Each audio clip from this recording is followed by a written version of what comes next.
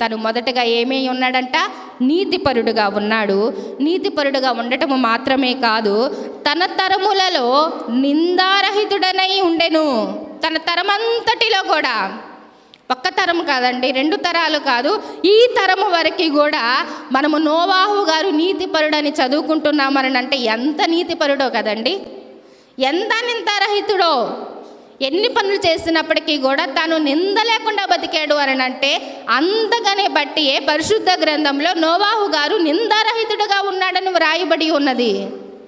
నిందలు రావచ్చు, అవహేళనలు రావచ్చు, అవమానాలు రావచ్చు, వాటి వెంట మేము వెళ్ళిపోతూనే ఉంటాము. నిందలు పడతానే ఉంటాయి. పరిశుద్ధంగా జీవించిన నిందలు వస్తూ ఉన్నాయి. పాపం వెంట బానిసత్వమైన బ్రతుకులుగా బ్రతుకుచూ ఉన్న నిందలు వస్తూనే ఉంటాయి. కానీ నిందలు వస్తున్నాయి కదా, పాపం వెంట వెళ్ళిన నిందలు వస్తాయి కదా. ఆ 2 నిందలు ఒకటేనా? కానే కాదు. పాపం వెంట వెళుతూ ఉన్న నిందల కంటే కూడా పరిశుద్ధంగా జీవిస్తూ నింద పడుతూ ఉన్నారు చూసారా, ఆ నింద ఎప్పటికైనా కానీ పేరు ప్రఖ్యాతను సాధించేదిగా ఉంటుంది. పాపం వెంట ఊగిసలాడుతూ వెళ్ళిపోతూ ఉంటే, పాపం వెంట పరిగెత్తుకుంటూ వెళ్ళిపోతూ ఉంటే నిందలు పడటం కాదు, నిజమని నిరూపించేలాగా అనేకులు నీ వైపు చెయ్యెత్తి చూపించేవారిగా ఉంటారు. అది నింద కాదు, నేను నిందలు పడుతూ ఉన్నారని అనుకుంటారే కానీ పాపం వెంట పరుగులెత్తుకుంటూ, పాపం వెంట ఊగిసలాడుతూ, పాపమే సర్వస్వం అనుచు పరుగులెత్తుతూ ఉన్న వారు నిందలు వేయటం కాదు, అది నిజమని నిరూపించే టైం వచ్చింది కాబట్టి వారు అంటూ ఉన్నారు.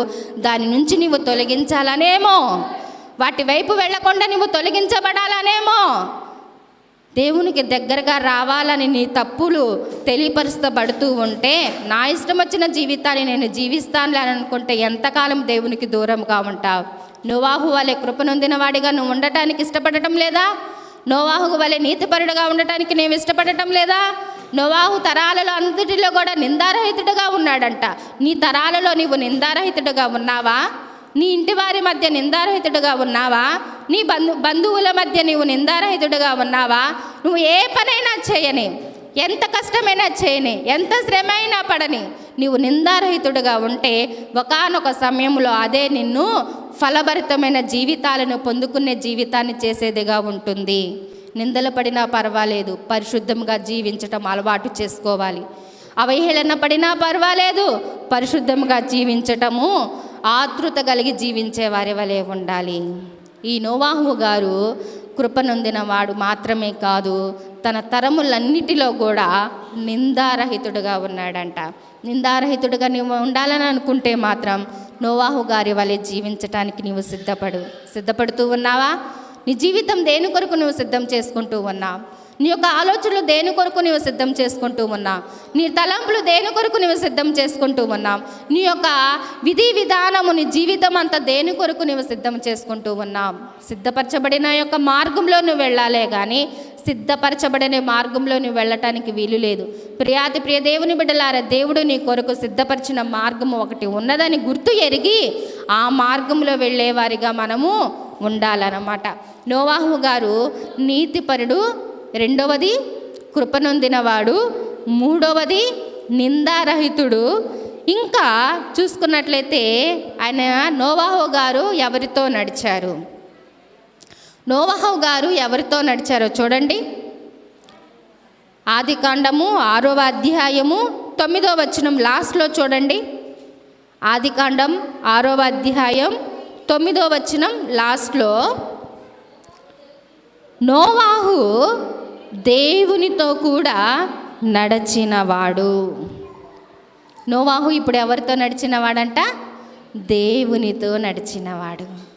ఈ దేవునితో నడిచిన నోవాహు దేవుని యందు ఆశ్రయించిన వారి వలె ఉండాలి. నోవాహు కృపనొందినవాడు, నోవాహు నిందారహితుడు, నోవాహు నీతిపరుడు, నోవాహు దేవునితో నడిచినవాడు. మీరు నడుస్తూ ఉన్నారా? దేవునితో నడుస్తూ ఉన్నారా? లోకమంతా ఒకవైపు ఉన్నది, నోవాహు కుటుంబం మాత్రమే ఒకవైపు ఉన్నది. అందరూ వారి ఇష్టం వచ్చిన జీవితాన్ని జీవిస్తూ ఉన్నారు కదా, నేను ఎందుకు దేవుని యందు భయభక్తులు కలిగి జీవించాలనుకుంటున్నారేమో. కీడుకరమైన మార్గముల గుండా వెళ్ళనీయకుండా దేవుడు నడిపించేవాడిగా ఉంటాడు. ప్రచండమైన వర్షం కురుస్తూ ఉన్న సమయాలలో నోవాహు కుటుంబం ఒక్కటే కాపాడబడినది, రక్షించబడినది.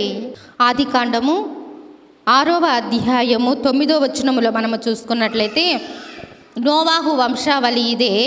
నోవాహు నీతిపరుడును తన తరములో నిందారహితుడనై ఉండెను.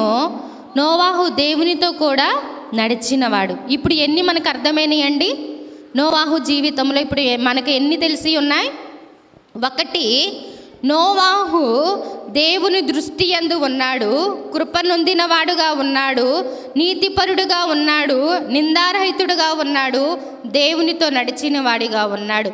ఇన్ని యొక్క విధానాలు నోవాహు గారి జీవితంలో ఉండినప్పుడు మనం దేవునితో నడవటానికి ఎన్ని స్టెప్స్ మనం ముందుకు వేస్తూ ఉన్నాం?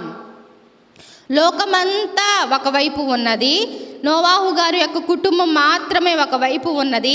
అయినప్పటికీ కూడా నోవాహు గారి యొక్క కుటుంబాన్ని యెహోవా దేవుడు కాచి కాపాడాడు, రక్షించబడేటట్లుగా చేశాడు.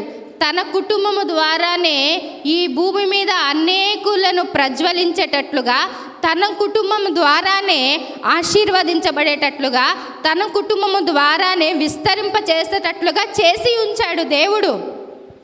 అందుకని దేవునితో మనము నడిచేవారిగా ఉండాలి.